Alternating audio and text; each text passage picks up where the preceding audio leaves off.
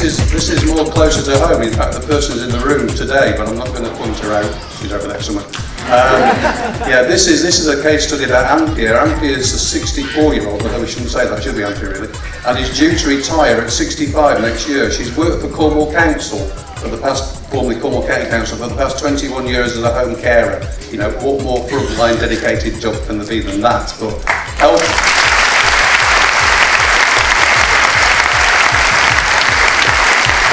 She's been helping the most vulnerable, elderly and disabled people in Cornwall to continue and enable them to live in their own homes.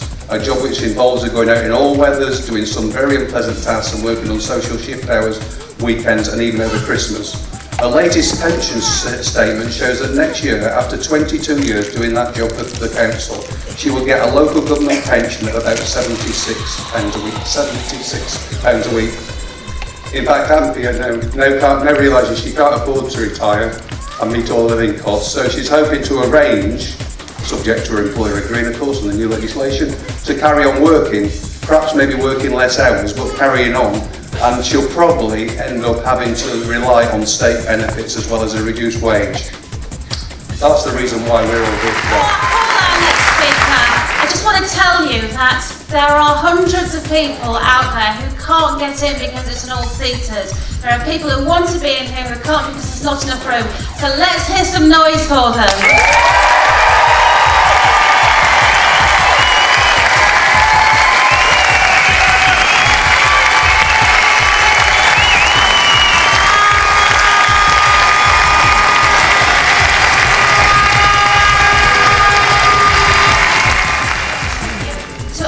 Service workers, but I want to say a particular thanks to our colleagues who are here from the ambulance service.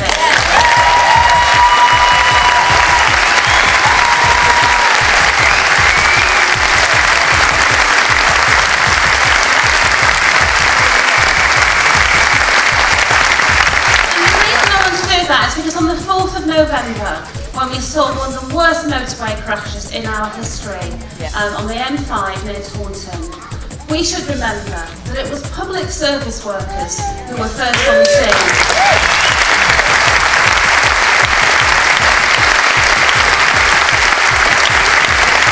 And if we think that they can still be doing that when they're 68, people in charge must be mad. That's my indulgence. I think he's got, what's the speaker, Lee Hawthorne from the NHS. Just to give you a bit of an example how it will affect me personally, I'm going to be paying about £80 a month extra. My wife is a teacher, she will be paying a similar amount, so our monthly pay, what we get into the house, you know, you're talking over £150 a month. That's a pay cut. You know, we're taking a pay cut here. So I'll be basically paying 50% more than I currently do now into my pension, to get 40% less, having worked for another 8 years. Brilliant. I'm interested as well, because probably people will know that we have our pension based on the consumer price index. It's interesting that the politicians are happy to stick with their retail price index, which is significantly better. As we've already said, the average NHS pension is £7,500. If you're female and you work part-time, it's going to be about 3. I mean, it's not excessive. I do sympathise with the private sector because their pensions are not very good, but there's a reason for that, because governments have let them down year after year. We need good pensions. Our next speaker is Lucy Gurley, a teacher from the NUT. I'd like to talk about the government's plans to change teachers' pensions so that we have to pay more, work longer and get less in our retirement. So let's start with the government's plan that we all have to pay more. Currently, teachers pay 6.4% towards their pensions, and the government wants to increase that to 9.6%, about a rise of 3%. 3% doesn't sound like much, but when you think about it, 3% is 50% of what we're already paying. So a 50% increase doesn't sound so little now. Just taking my own personal situation, As an example, my husband and I are both public sector workers, so we'll both face an increase in monthly pension contributions. A 50% increase for both of us is just not sustainable whilst our pay is frozen and all of the time the cost of living continues to soar. Okay, so the second point, that we will have to work for longer. The government are planning to make all teachers who are 33 or under to work until 68 for their pension. I know that knowledge comes with experience, and I really do hope that I can be an energetic, dynamic and inspiring teacher when I'm pushing 70. Mr Cameron, would you be happy about me teaching your grandchildren when I'm about 70? Reassure you that you won't be teaching Cameron's grandchildren unless you get them to move to Eton.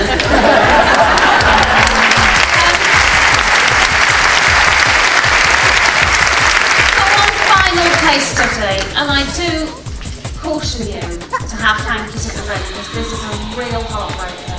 Yeah, if you thought the others were sad, this is really awful. This is about two chaps, and they're called Francis and Eric. They've dedicated their lives to public services. They've been paying into their pension scheme for the last 27 years, and they're having it really tough at the moment. It's becoming really stressful for them because of the public sector pensions dispute, and they don't know where to turn. They can't understand why some people are so upset. After all, we've all got to make sacrifices, haven't we, and tighten our belts at the moment. And these gold-plated pensions just aren't affordable. And people are being unreasonable. So Francis wanted to send you a personal message today, and he wanted to tell you what he really thinks, and he hopes you'll listen to it. Francis says that his offer is very generous, he said, and he will give many of you as good, if not better, pension provision than you have now. The offer is as good as it gets, he's asked me to tell you. And the government reserves the right to withdraw the proposal if you carry on being really naughty and taking strike action.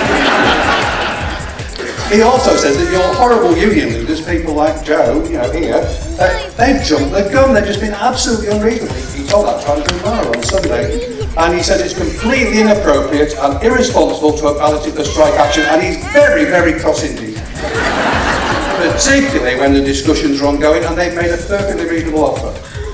The disruption caused by this strike, and you horrible lot today, you're causing enormous damage when the economy is so fragile. You should all get back to work in the next 15 minutes.